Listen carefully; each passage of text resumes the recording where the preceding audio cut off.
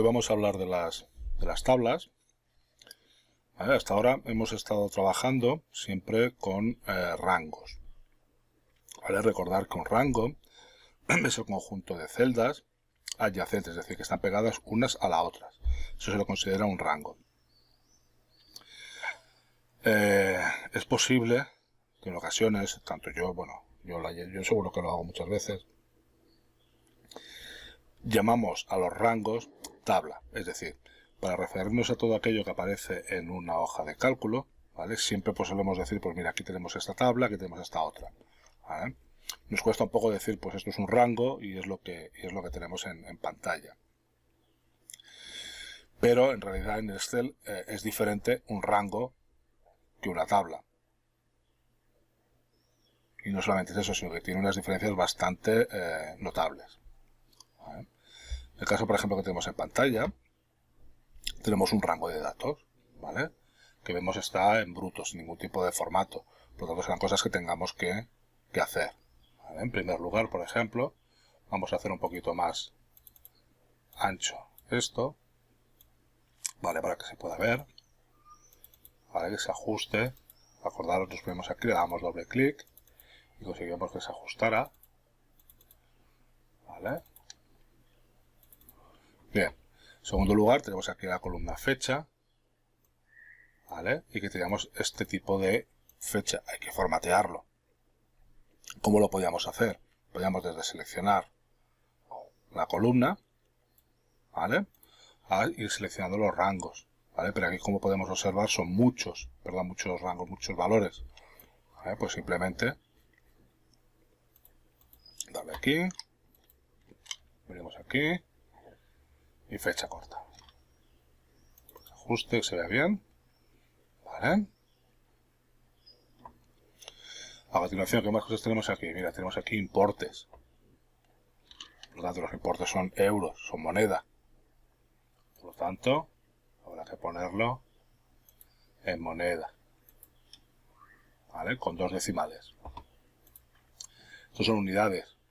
Podemos dejarlo así, o no sé, podríamos, pues ya que vimos el otro día lo de los formatos personalizados, pues podríamos agregar un formato personalizado, ¿vale? Por ejemplo, si son unidades, pues podemos ponerle una UND, ¿vale? ¿Cómo hacíamos esto? Seleccionábamos el valor, seleccionábamos la celda que contiene el valor, nos íbamos a personalizada y le agregábamos,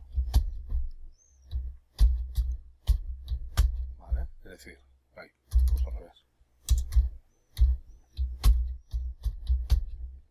¿vale?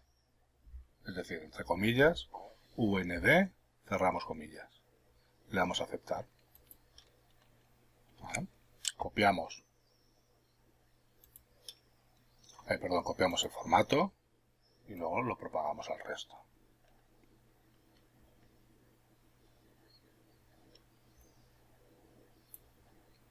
¿Vale? Veamos para que nos quede bien. Vale. De momento ya lo tenemos más o menos formateado. Entonces, para convertir un rango como este, ¿vale? Voy a seleccionarlo. Para convertir este rango en tabla, lo que hago es insertar tabla. ¿Vale? Puedo hacerlo así, o puedo hacerlo desde aquí seleccionando una opción y pongo, ¿vale? Es decir, selecciono tabla, entonces se me abre un cuadro de diálogo. En este cuadro de diálogo lo primero que me indica es dónde están los datos. Me pone desde $C3 hasta $1 y 151. ¿Vale? Puedo verificarlo y veo que el arranque es aquí, en C3, y que el final lo tengo en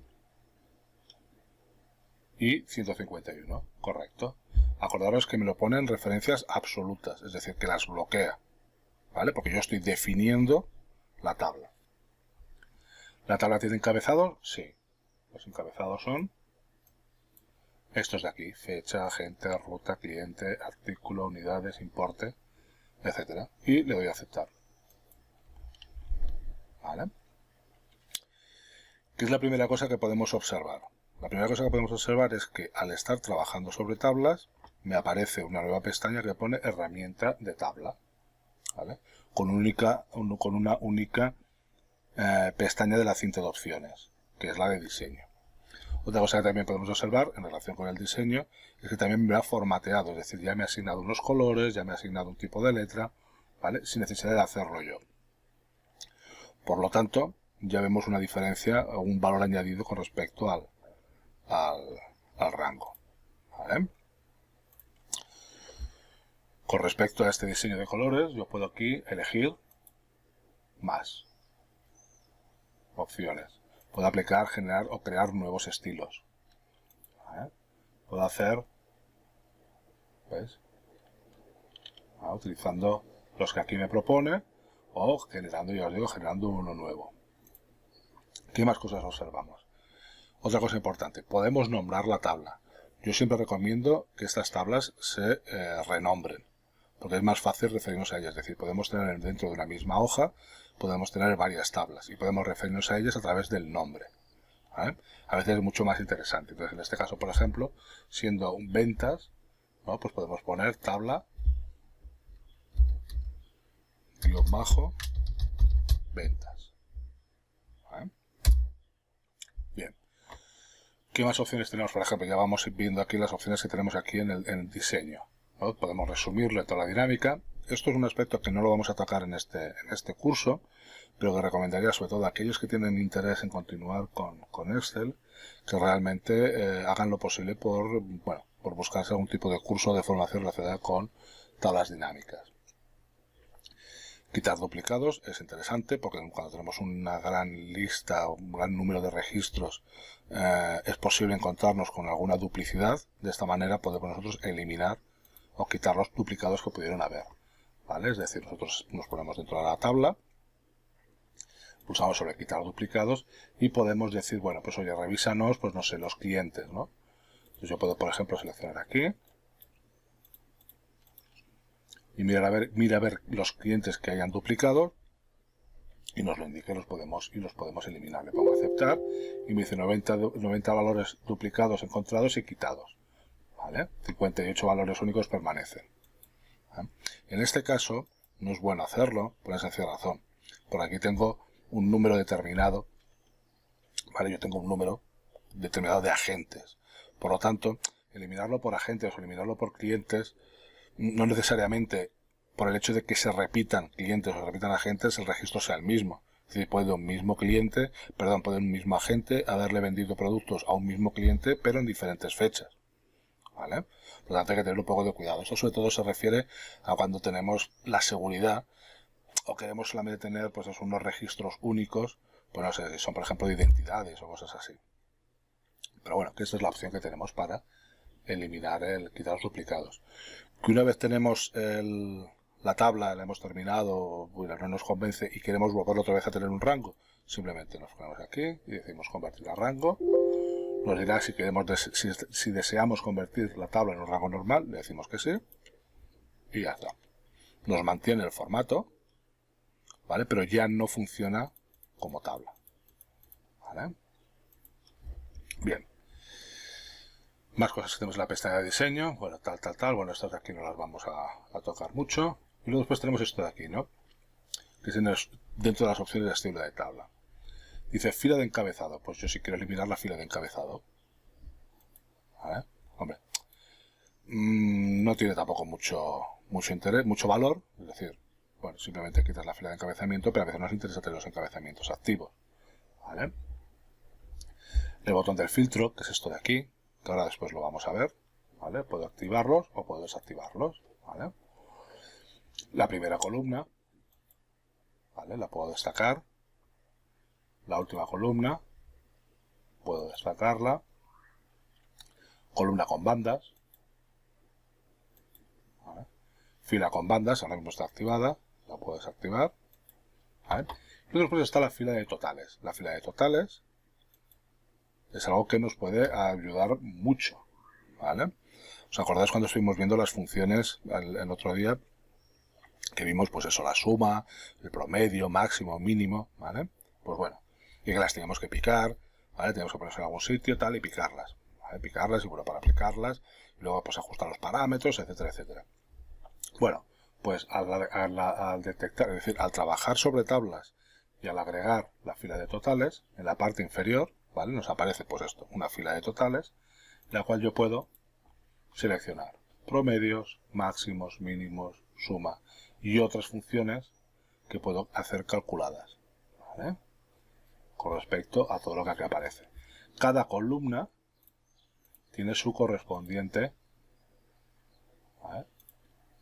Si quiero saber, por ejemplo, la suma de unidades vendidas, ¿vale? Pues se han vendido 1025 unidades, ¿vale?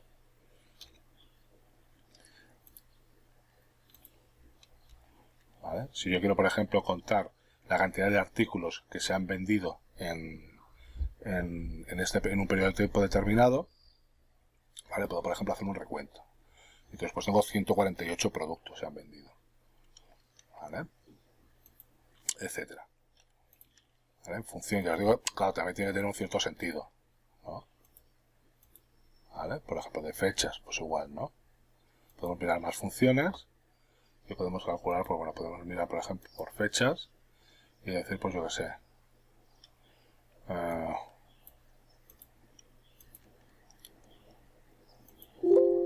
no, aquí hemos hecho aquí una cosa que no tiene que ser, ¿vale? Pero bueno, lo que yo os quiero decir es que aquí tenemos lo que son la fila de totales, ¿vale? Esa fila de totales nos va a permitir hacer ciertas cosas, ¿vale? Bien, hemos dicho antes que teníamos aquí el botón de filtros. Los botones de filtros se nos colocan automáticamente en cada una de las columnas y nos va a permitir filtrar el contenido de la tabla. Esto realmente es muy útil, sobre todo a la hora de presentar los informes. Es decir, nosotros, por ejemplo, tenemos aquí en bruto, ¿no?, toda esta información, ¿vale? ¿Vale? Imaginaros que mi jefe o a mí me interesa pues conocer, oye, pues mira, yo quiero saber qué ventas ha realizado el vendedor, el agente Javier Lazo. Tengo varias opciones. Uno, puedo aplicando funciones y diciendo, pues mira, todas aquellas que sean coincidentes con el agente Javier Lazo, pues que me las muestre. O otra posibilidad es aplicar un filtro, en el cual desactivo el Pedro y el José Luis García y dejo solamente Javier Lazo. Le doy a aceptar y si os fijáis solamente me aparecen los de Javier Lazo, ¿vale? Ya lo he presentado el informe, lo he imprimido, he hecho todo lo que tenía que hacer. Simplemente vuelvo a activar y vuelvo a tenerlo, ¿vale? Cuando yo aplico un filtro, ¿vale?, no estoy eliminando, sino simplemente estoy ocultando aquello que no quiero tener. Dependiendo del tipo de dato que esté definido en la columna, ¿vale?, del tipo de dato, perdón, del tipo de valor. Por eso mi insistencia en que es muy importante siempre definir el formato de la celda, es decir, el formato del contenido que va a tener. Es decir, si esto es una fecha, dejarlo con fecha. Si esto es moneda, dejarlo con moneda. Si es número, dejarlo con número, ¿vale? ¿Por qué? Porque dependiendo del contenido nos saldrá pues diferentes filtros a aplicar. Por ejemplo, en el caso de la fecha tenemos lo que ya hemos visto antes, pero si os fijáis aquí ya nos lo pone 2020 y nos pone por meses. Por si queremos hacer a lo mejor algún tipo de filtrado, ya nos sugiere cosas. Pero luego después tenemos este filtro más específico de fecha, exclusivo de fecha, donde nosotros ya podemos identificar más cosas. Y por ejemplo, no sé, podemos coger y decir que me salga solamente aquellos registros que estén dentro de este trimestre, del presente trimestre, ¿vale? Le doy aquí y ya pues me ha salido todos los de julio, los de agosto, bueno, todavía no han llegado, pero bueno, pensar que esta tabla es inventada, ¿eh? Y los de septiembre, y ya está, ¿vale? Julio, agosto, septiembre, que es el trimestre actual, ¿vale? En el caso, por ejemplo, de tipo de texto, ¿vale? Es decir, esto es un texto, esto es un texto, esto es un texto, ¿vale? Pues yo puedo aplicar filtros de texto que por lo general pues es igual a, no es igual a, comienza por, termina, contiene, no contiene, ¿vale? Ruta es un filtro de texto también. Agente, ¿vale? Unidades, filtro de número. ¿Qué es lo que hemos hecho nosotros aquí? Si nosotros escribimos 1 UND, esto deja de tener valor y pasa a ser un texto, ¿vale? Al hacerlo lo del formato personalizado, el número sigue siendo número, por lo tanto él lo reconoce como tal, ¿vale?